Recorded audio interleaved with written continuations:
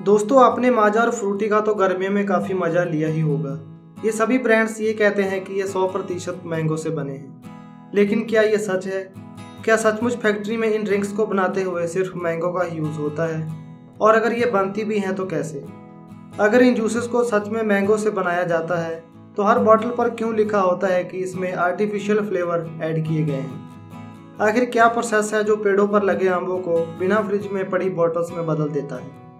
जानने के लिए वीडियो को अंत तक जरूर देखें। अगर आपने हमारे चैनल को सब्सक्राइब नहीं किया तो सब्सक्राइब जरूर करें।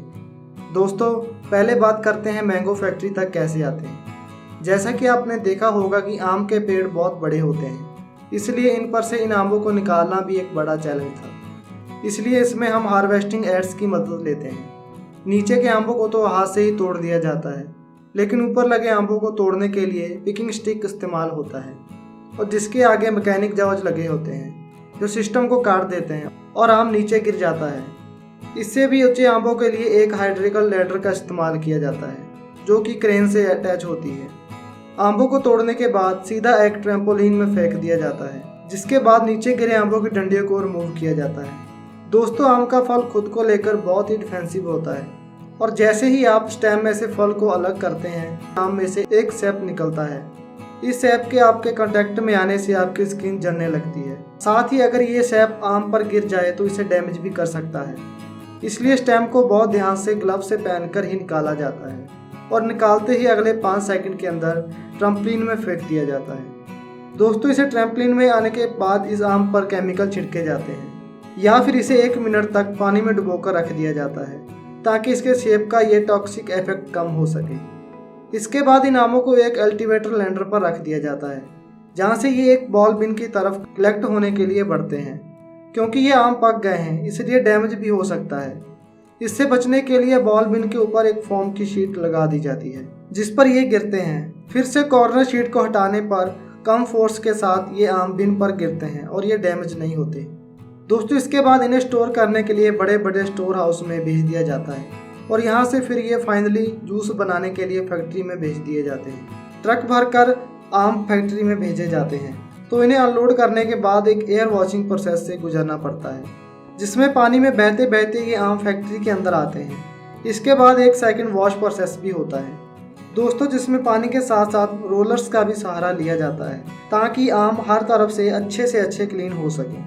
इसके बाद इन आमों को एक प्री हीटिंग और सॉफ्टिंग प्रोसेस के लिए गर्म पानी में 3 से 5 मिनट तक रखा जाता है। साथ ही इससे मैंगो का कलर और उसका फ्लेवर भी काफ़ी हद तक इम्प्रूव हो जाता है।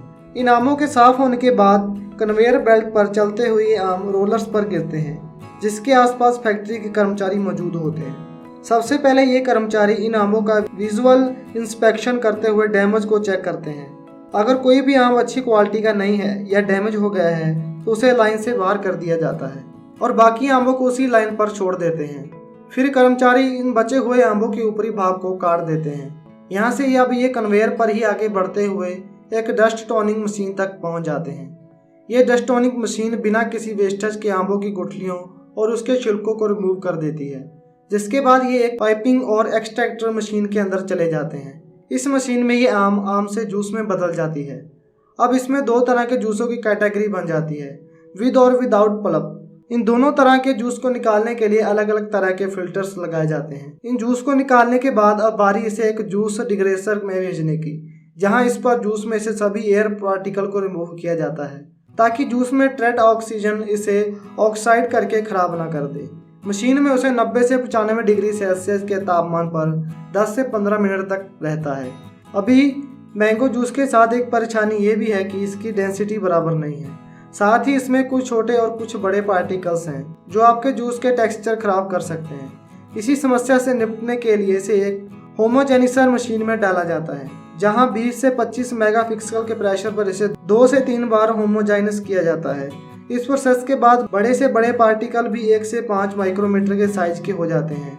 होमोजाइनस मैंगो जूस को इसके बाद स्टेरिलाइजेशन प्रोसेस के लिए आगे भेजा जाता है। स्टेरिलाइजेशन प्रोसेस वही प्रोसेस होती है जिसमें किसी भी जूस के मौजूद हार्मफुल बैक्टीरिया को मारा जाता है।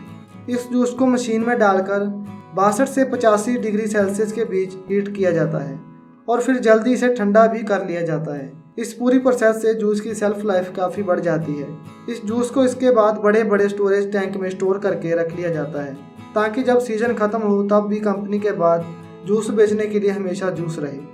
अब ये भी कह सकते हैं कि अब जो जूस पी रहे हैं वह फ्रेश नहीं है, बल्कि हो सकता है उसे 6 महीने से पहले फैक्ट्री में बनाया गया हो।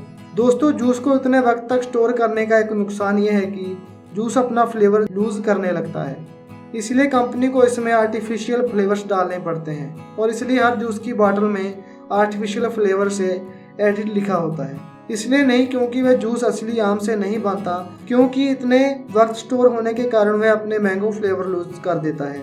इसी वजह से जूस को फैक्ट्री के बॉटलिंग प्लांट की तरफ आगे भेजा जाता है। यह एक ऑटोमेटेड प्रोसेस सबसे पहले बॉटल्स को धोकर अच्छे से स्टरलाइज कर लेता है और इसके बाद इस बॉटल्स में जूस को भरकर कैप्स को भी एक ऑटोमेटिक मशीन लगा देती है। आखिर में बॉटल पर लेबल कर दी जाती है और ये जूस अपने फ्रिज तक आने के लिए अब पूरी तरह से तैयार है। तो दोस्तों, देखा आपने कि कितनी मेहनत से एक आम से फ्रूट जूस कैसे बनाया जाता है और कितने स्टेप के बाद ये आप तक पहुंचता है। दोस्तों, उम्मीद है कि आपको ये वीडियो पसंद आया होगा। पसंद आया तो वीडियो को लाइक और शेयर जरूर करें। धन्यवाद।